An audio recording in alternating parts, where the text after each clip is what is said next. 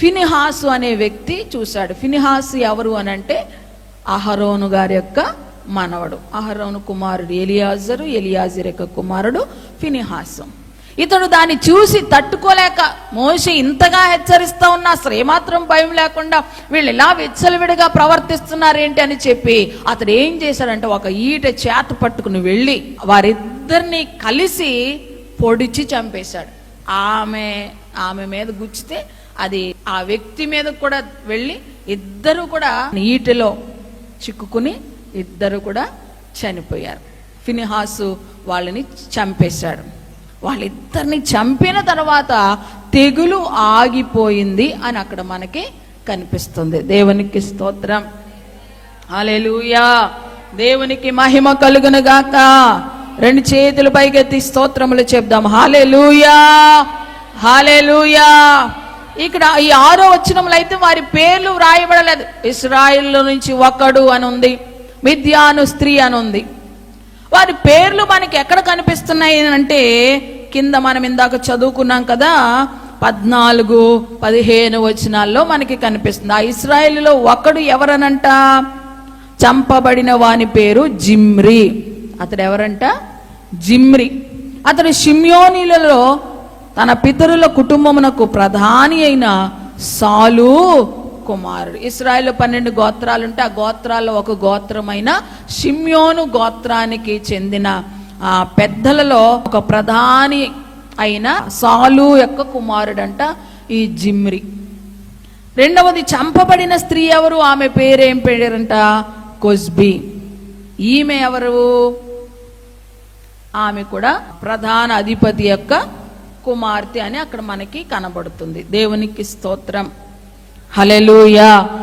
అయితే ఇక్కడ మనం గమనించవలసినటువంటి విషయం ఏంటంటే భయంకరమైనటువంటి తెగులు వస్తూ ఉన్నా ఏమాత్రం కూడా వీళ్ళు భయం లేకుండా పాపం చేస్తూ ఉన్నప్పుడు ఫినిహాసు దానిని చూసి వాళ్ళిద్దరిని చంపివేయగానే తెగులు ఆగిపోయింది. దేవునికి స్తోత్రం, హల్లెలూయా. దేవునికి మహిమ కలుగును గాక, ఆమేన్. అయితే ఈరోజు మనము ఈ కొజ్బీ అనేటువంటి స్త్రీ గురించి నేర్చుకోబోతున్నాం. ఎందుకు ఈమె మోసగత్తె అని మనము చెప్పుకుంటున్నాము అనంటే కొజ్బీ అన్న పేరుకే అర్థము మోసము. చెప్పండి, కొజ్బీ అన్న పేరుకి అర్థం ఏంటి, మోసము. దేవునికి స్తోత్రం. ఈమె మరి మోయాబీలు, మిద్యానీయులు ప్రేరేపించగా ఇశ్రాయేలును మోసం చేయడానికి వచ్చి ఆ ప్రజలను పాపం చేయడానికి ప్రేరేపించిన స్త్రీలలో ఒక స్త్రీ ఈమె. దేవునికి స్తోత్రం, హల్లెలూయా.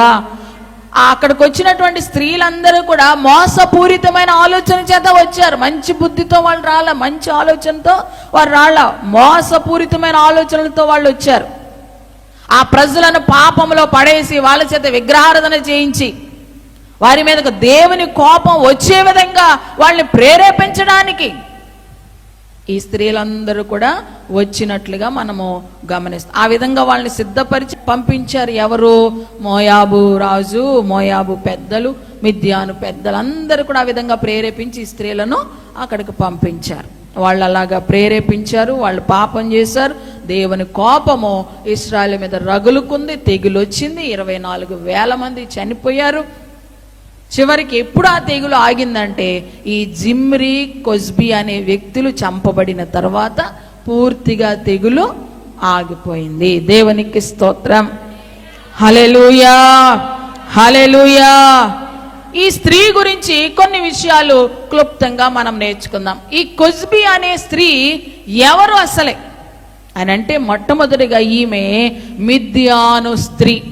ఎవరు చెప్పండి, మిద్యాను స్త్రీ. మనం చదువుకున్నాం కదా 6వ వచనంలో, ఒక ఇశ్రాయేల్లో ఒకడు మిద్యాను స్త్రీ ఒకతను తీసుకుని వచ్చాడు. హల్లెలూయా. ఆమె పేరు కింద చెప్పాను కొజ్బీ. అంటే కొజ్బీ ఎవరు, మిద్యాను స్త్రీ, మిద్యానీయురాలు. హల్లెలూయా. దేవునికి మహిమ కలుగును గాక.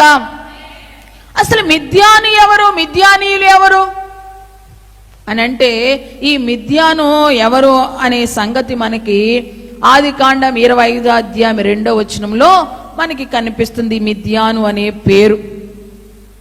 మిద్యాను అనే పేరు ఆదికాండం 25 2వ వచనంలో మనకు కనిపిస్తుంది. ఎవరి మిద్యాను అనంటే అబ్రహాము గారు భార్య అయిన శారా చనిపోయింది. ఆ శారా చనిపోయిన తర్వాత అబ్రహాము గారు మరొక స్త్రీని వివాహం చేసుకున్నారు. ఆమె పేరు కెతూరా. ఏం పేరు చెప్పండి? కెతూరా. హల్లెలూయా. ఆ కెతూరాకు కూడా కొంతమంది సంతానం కలిగారు. ఆ కుమారులలో ఒక కుమారుడే ఈ మిద్యాను కూడా. దేవునికి స్తోత్రం. హల్లెలూయా. దేవునికి మహిమ కలుగును గాక. మిద్యాను ఎవరిప్పుడు? అబ్రహాము యొక్క కుమారుడు. చెప్పండి, మిద్యాను ఎవరు? అబ్రహాము యొక్క కుమారుడు. ఆ మిద్యానులో నుంచి వచ్చిన సంతానాన్నే మిద్యానీయులు అన్నారు. అర్థమైందా? మిద్యానీయులు అన్నారు. దేవునికి మహిమ కలుగును గాక. ఆమేన్. హల్లెలూయా. ఈ కొజ్బి అనే స్త్రీ కూడా మిద్యాను స్త్రీ, మిద్యానీయురాలు. అంటే మిద్యాను వంశంలో నుంచి వచ్చిన స్త్రీ. ఈ మిద్యానీయులకు మూల పురుషుడు ఎవరు? అబ్రహాము. ఎవరు చెప్పండి? అబ్రహాం. అర్థమవుతుందా నేను చెప్పేది? హల్లెలూయా. దేవునికి మహిమ కలుగును గాక. ఈ మిద్యానీయులకు మూల పురుషుడేమో అబ్రహాము. అంటే ఈ కొజ్బీకి కూడా మూల పురుషుడు ఎవరు? అబ్రహాము. పితరుడు, తండ్రి లాంటి వాడు ఎవరు? వీళ్ళందరికీ తండ్రి ఎవరు? అబ్రహాం. దేవునికి మహిమ కలుగును గాక. ఆమేన్. హల్లెలూయా. అబ్రహాము గురించి మనము చెప్పనవసరం లేదు, మనందరికీ విన్నాము చాలాసార్లు.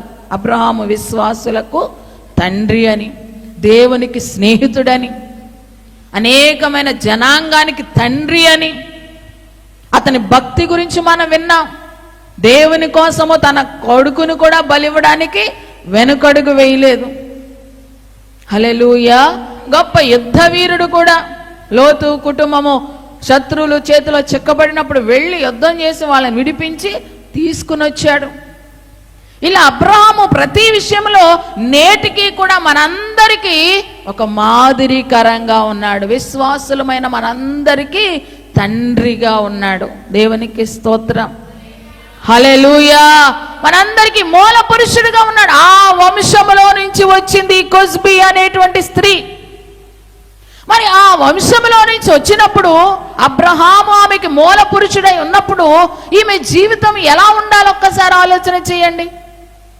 అబ్రహాము యొక్క లక్షణాలు ఈమెలో కనబడాలి. అబ్రహాము యొక్క భక్తి ఈమెలో కనబడాలి. అబ్రహాము యొక్క విశ్వాసం ఈమెలో కనబడాలి. అబ్రహాము యొక్క దేవుని కొరకు పౌరుషం కలిగినటువంటి ఆ స్థితి ఈమెలో కనబడాలి. కానీ ఏమాత్రం కూడా ఈమె జీవితంలో అది లేదు. దేవునికి స్తోత్రం. హల్లెలూయా. ఆ అబ్రహాములో ఉన్న లక్షణాలు ఏమీ కూడా ఈ కొజ్బీలో మనకి కనబట్ల. మూల పురుషుడైన అబ్రహామును ఏమాత్రం కూడా పోలి జీవించడం లేదు. దేవునికి స్తోత్రం. హల్లెలూయా. హల్లెలూయా. మనం కూడా దేవుని పోలికలో చేయబడ్డాం. దేవుని పోలికలో చేయబడ్డాం. మనం ఎవరిని పోలి నడుచుకోవాలి అంటే దేవుని పోలి నడుచుకోవాలి. దేవుని లక్షణాలు, దేవుని యొక్క స్వభావము అంతా కూడా మనలో కనబడాలి. మన తండ్రి ఆయనలో నుంచి మనం వచ్చాం. ఖచ్చితంగా ఆయన లక్షణాలు మనలో కనబడాలి. అవి లేకపోతే మనల్ని అనేక మంది అనేక విధాలుగా మాట్లాడతారు. దేవునికి స్తోత్రం. హల్లెలూయా. హల్లెలూయా. ఇంకా మనం ముందుకు వెళదాము. ఈమె మూల పురుషుడు ఎవరు? అబ్రహాము. కానీ అబ్రహాము యొక్క లక్షణాలు ఏమీ కూడా, అబ్రహాము యొక్క జీవిత విధానం ఏది కూడా ఈమెలో మనకి కనిపించలేదు. దేవునికి స్తోత్రం.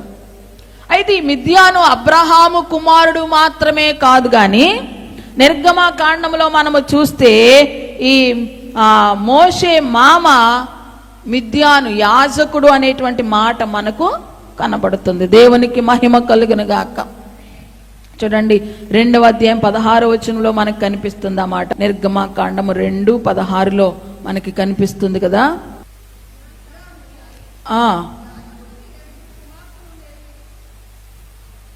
ఉమ్. ఉమ్. ఆ. ఆ. ఉమ్. ఉమ్. ఆ.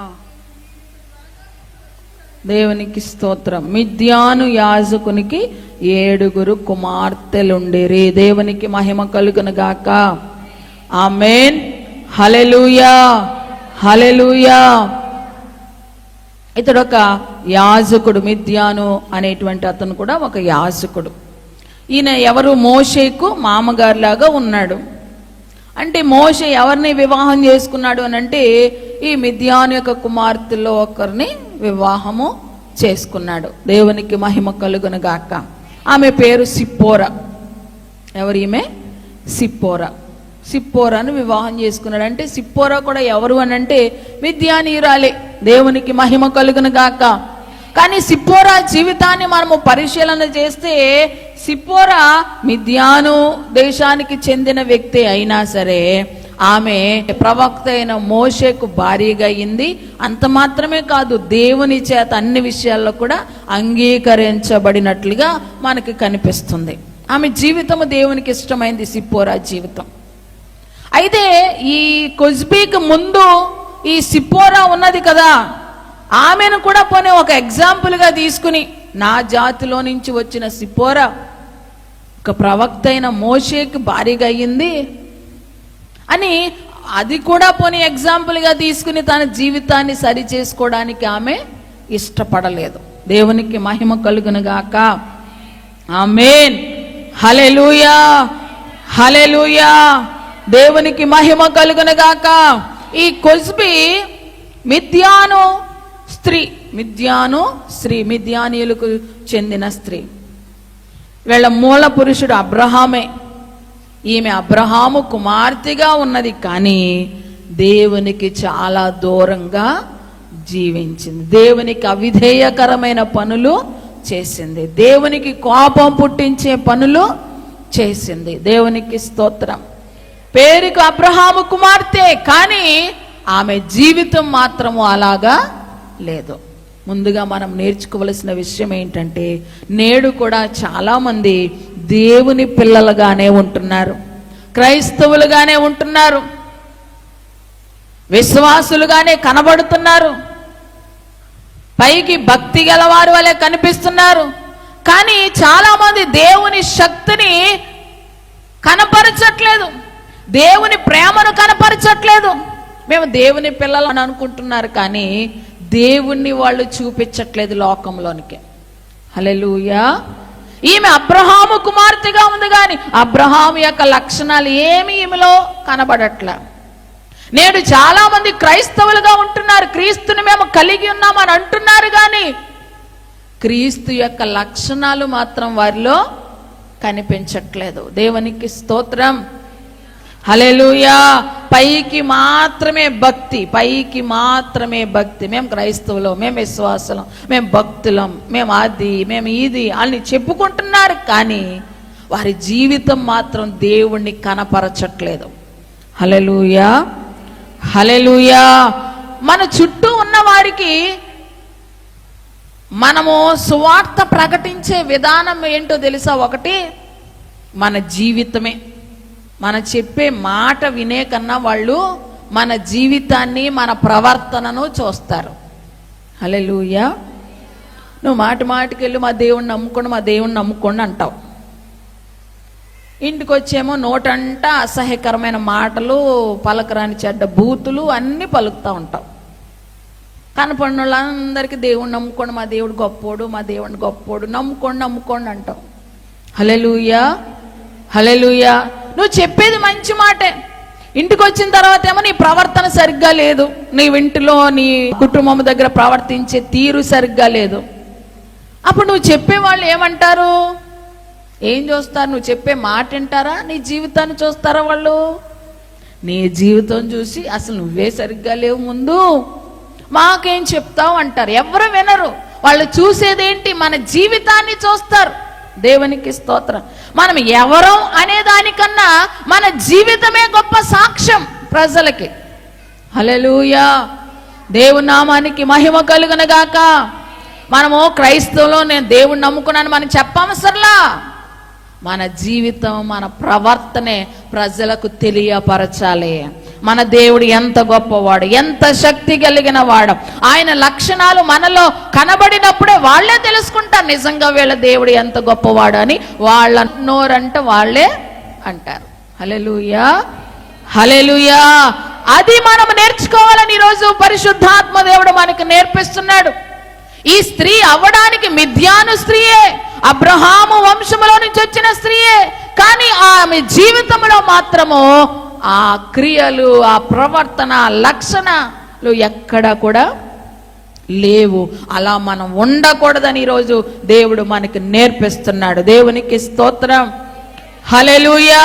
పైకి భక్తి గల వారమలే కాదు, మన క్రియలలో, మన ప్రవర్తనలో, మన మాటల్లో అన్నీ కూడా ప్రజలకు దేవుణ్ణి కనపరిచే విధంగా ఉండాలి.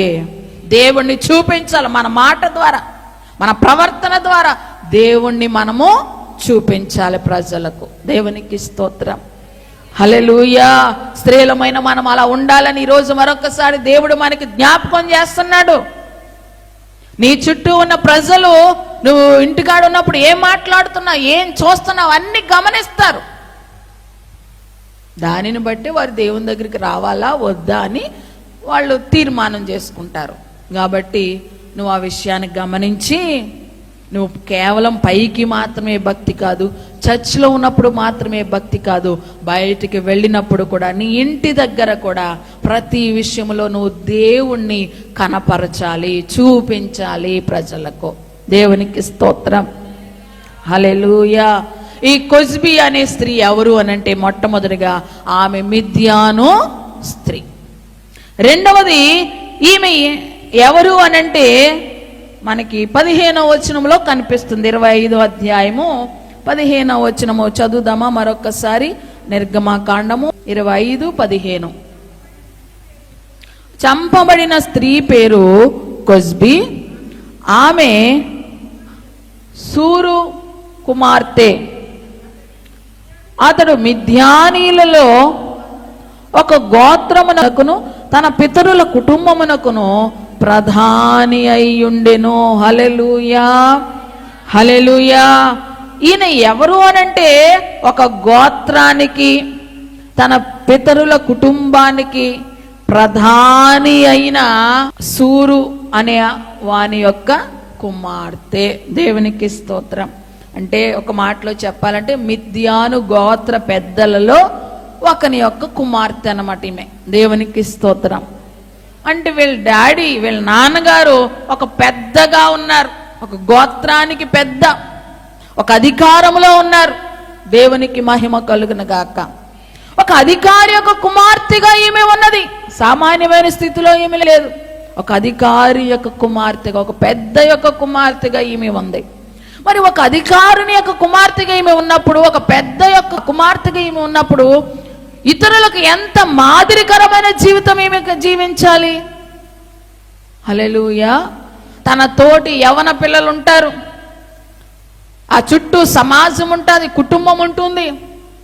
వాళ్ళందరికీ ఈమె ఎంతో మాదిరికరమైన జీవితాన్ని కనపరచాలి. కానీ ఈమె ఒక ప్రధాని కుమార్తె ఉండి కూడా మాదిరి లేని జీవితం జీవించింది. దేవునికి స్తోత్రం. హల్లెలూయా. దేవుని నామానికి మహిమ కలుగునుగాక. ఇక్కడ మనం గమనించవలసిన విషయం ఏంటంటే, నీ కుటుంబంలో నీ ఒక తల్లిగా ఉన్నావు, ఒక అత్తగా ఉన్నావు, ఒక కోడలిగా ఉన్నావు, కూతురిగా ఉన్నావు. దేవుడు ఒక స్థానంలో నిన్నుంచాడు నీ కుటుంబంలో. హల్లెలూయా. అది తల్లి కావచ్చు, అత్త కావచ్చు, కోడలు కావచ్చు, కూతురు కావచ్చు, ఒక స్థానంలో నీ ఉన్నావు. ఆ స్థానంలో నీ ఉన్నప్పుడు దేవుడిని నా స్థానంలో పెట్టాడు కదా, నీ కుటుంబంలో వారు నిన్ను గమనిస్తూ ఉంటారు. నీవు వారికి మాదిరిగా ఉండాలి. హల్లెలూయా. ఎలా ఉండాలి? నీ కుటుంబంలోని వారికి నీవు ఎలా ఉండాలి? మాదిరిగా ఉండాలి. ముందు కుటుంబంలోని వారికి మాదిరిగా ఉండాలి, తర్వాత సంఘములోని వారికి మాదిరిగా ఉండాలి, తర్వాత సమాజంలోని వారికి మాదిరిగా ఉండాలి. దేవునికి స్తోత్రం. ఒక మాదిరికరమైన జీవితం మనం జీవించాలి. యేసుక్రీస్తు ప్రభువారు ఏమంటున్నారు? మనము ఆయన అడుగు జాడల్లో నడవాలని చెప్పి ఆయన మనందరికీ మాదిరి ఉంచి వెళ్ళాడు. అవునా కదా? మాదిరిగా అన్నీ చేసి ఉంచి వెళ్ళారు. ప్రార్థన చేశారా లేదా యేసయ్య? ఆయన ఎవరు? దేవుడు. దేవుడై ఉండి కూడా ఆయన ఏం చేశారు? ప్రార్థన చేశారు. చేయవలసిన అవసరత లేదు, కానీ మనకి మాదిరి చూపించడానికి ఆయన ఏం చేశారు? ప్రార్థన చేశారు. 40 రోజులు ఉపవాసం ఉన్నారు. ఉపవాసాలు ఉంటారా దేవుడు ఎక్కడైనా? ఆయనకు అవసరమా? కానీ మనకి మాదిరి చూపించడానికి ఆయన ఉపవాసము ఉన్నారు. దేవునికి స్తోత్రం. హల్లెలూయా. ఎంతో మంది ఆయనని హింసించారు, దూషించారు, ఉమ్మివేశారు. ఆయన నాసికారంధ్రాల నుంచి వచ్చి గాలి చాలు వాళ్ళు ఎగిరిపోవడానికి అసలే. కానీ మౌనంగా ఉన్నారు. ఎందుకు? ఏమీ చేయలేక, చేతకాక, మనకి మాదిరిగా చూపించటానికి. దేవునికి స్తోత్రం. ప్రతి విషయంలో కూడా ఇలా దేవుడు మనకి మాదిరి చూపించాడు. ఎందుకు? మనం ఆయన అడుగు జాడల్లో నడవాలని చెప్పి దేవుడు మనకి మాదిరి ఉంచి వెళ్ళాడు. ఇప్పుడు స్త్రీలంగా మన ఇంటిలో పిల్లలు ఉంటారు, కుటుంబ సభ్యులు ఉంటారు. మనం వాళ్ళకి ఎలాగుండాలంటే మాదిరిగా ఉండాలి. పిల్లలు ఏం చేస్తారు? మనల్ని చూసే నేర్చుకుంటారు అన్ని. హల్లెలూయా. దేవునికి మహిమ కలుగునగాక. ఏం చేస్తారు? మనల్ని చూసే నేర్చుకుంటారు. చూడండి, చాలా ఇంట్లో మనం చూస్తూ ఉంటాం, చిన్న చిన్న పిల్లలు, ఆడపిల్లలు తల మీద ముసుకేసేసుకుని మోకాళ్ళు వేసి ప్రార్థన చేస్తూ ఉంటారు. ఎక్కడ చూశారు, ఎక్కడ నేర్చుకున్నారంటే వాళ్ళ అమ్మ అలా మోకరించినప్పుడు ముసుకేసుకోవడం, ప్రార్థనకు వచ్చినప్పుడు ముసుకేసుకోవడం, ఇవన్నీ చూస్తారు కదా. వాళ్ళు కూడా ఏం చేస్తారు? ఖచ్చితంగా ముసుకేసుకుని వాళ్ళకి వచ్చి రాని ప్రార్థన ఏదో మొత్తానికి చేస్తూ ఉంటారు. ఎవరిని అనుకరిస్తారు వాళ్ళు? హల్లెలూయా, హల్లెలూయా. పెద్దలమైన మనల్ని పిల్లలు ఏం చేస్తారు? అనుకరిస్తారు. కాబట్టి మనం వాళ్ళకి ఏం చూపించాలి? మాదిరి చూపించాలి. మాదిరిగా మనం ఉండాలి. హల్లెలూయా. దేవునికి మహిమ కలుగునగాక. మనమే ఇంట్లో టీవీ ముందు కూర్చొని సీరియల్స్ అన్నీ చూస్తున్నాం అనుకోండి, అప్పుడు మన పిల్లలు ఏం చేస్తారు? సీరియల్స్ కాదు, ఇంకా భయంకరమైనవి ఉన్నాయి, అవి చూడడం నేర్చుకుంటారు. అశ్లీలమైన వాటిని చూడడం నేర్చుకుంటారు. హల్లెలూయా. దేవునికి మహిమ కలుగును గాక.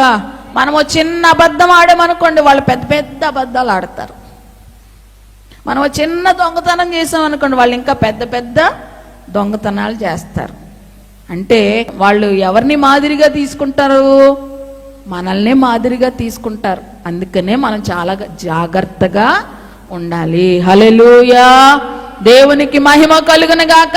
మన కుటుంబంలోని వారికి మనం మాదిరిగా ఉండాలి. దేవుడు నిన్నుంచిన స్థానంలో నీ చుట్టూ ఉన్న వారికి నువ్వు మాదిరికరంగా ఉండాలి. ఒక అత్తగా నువ్వు ఉన్నావా? ఒక అత్తగా మాదిరి నువ్వు చూపించాలి. దేవునికి స్తోత్రం. అత్తగారంటే ఇంకా పెత్తనం చెయ్యాలన్నట్టుగా కాదు. హల్లెలూయా. దేవునికి మహిమ కలుగును గాక. ఒక క్రైస్తవ స్త్రీగా ప్రేమను చూపిస్తూ ఏం చేయాలి? ఇతరులకు మాదిరిగా నువ్వు ఉండాలి. అత్తలందరికీ మాదిరిగా ఉండాలి. కోడలుగా ఉన్నావా? కోడలందరికీ మాదిరిగా ఉండాలి. తల్లిగా ఉన్నావా? తల్లులందరికీ మాదిరిగా ఉండాలి. దేవునికి స్తోత్రం. హల్లెలూయా. ఒక కూతురుగా ఉన్నావా? నువ్వు కూతురులందరికీ నువ్వు మాదిరిగా, నిన్ను చూసి అనేకులు నేర్చుకోవాలన్నమాట. కూతురు అంటే ఇలా ఉండాలి, కోడలంటే ఇలా ఉండాలి, అత్తగారంటే ఇలా ఉండాలి, తల్లి అంటే ఇలా ఉండాలని నిన్ను మాదిరి చేసుకోవాలి వాళ్ళు. దేవునికి స్తోత్రం. హల్లెలూయా. అలా మాదిరికరంగా ఉండాలని ఈరోజు దేవుడు మనకి నేర్పిస్తున్నాడు. హల్లెలూయా. దేవునికి మహిమ కలుగునగాక. సంఘములోనికి వచ్చిన తర్వాత సంఘములోని వారికి కూడా నువ్వు ఎలా ఉండాలి? మాదిరికరంగా ఉండాలి. నిన్ను చూసి అందరూ నేర్చుకోవాలన్నమాట. చర్చిలో కూర్చునే విషయంలో కానివ్వండి, పాటలు పాడే విషయంలో కానివ్వండి, ప్రార్థన చేసే విషయంలో కానివ్వండి, వాక్యం చదివే విషయంలో, చెప్పే విషయంలో కానీ, వాక్యము ఆ సంఘంలో వచ్చే వారందరినీ పలకరించి మాట్లాడే విధానం, ఇవన్నీ నిన్ను చూసి ఇతరులు నేర్చుకోవాలి. హల్లెలూయా. అందరికి నీవు ఎలా ఉండాలి? ఒక మాదిరిగా ఉండాలి. దేవునికి స్తోత్రం. హల్లెలూయా. 2 చేతులు పైకెత్తి స్తోత్రం చెప్పండి. అంతేగాని మనల్ని బట్టి, మన జీవితాన్ని బట్టి అనేకులు భక్తిహీనులు కాకూడదు. మనల్ని బట్టి భక్తిహీనులు కాకూడదు. మనల్ని బట్టి బైబిల్ చదవటం మానేయకూడదు. మనల్ని బట్టి చర్చికి రావడం మానేయకూడదు. మనల్ని బట్టి కొంతమంది దేవుని విమర్శించేవారుగా మారకూడదు. హల్లెలూయా. మనల్ని బట్టి ఎవరైనా భక్తి పరులుగా మారాలి, కానీ మన జీవితాన్ని బట్టి ఎవరు భక్తిహీనులుగా మారకూడదు. హల్లెలూయా. హల్లెలూయా. అలా మారకూడదంటే మనం ఎలా ఉండాలి? ఒక మాదిరికరంగా మనము బ్రతకాలి. ప్రభు ఎలాగైతే మనకి మాదిరి ఉంచి వెళ్ళారో మనం కూడా అన్ని విషయాలలో మాదిరికరమైన జీవితం జీవించాలి. దేవునికి స్తోత్రం. హల్లెలూయా.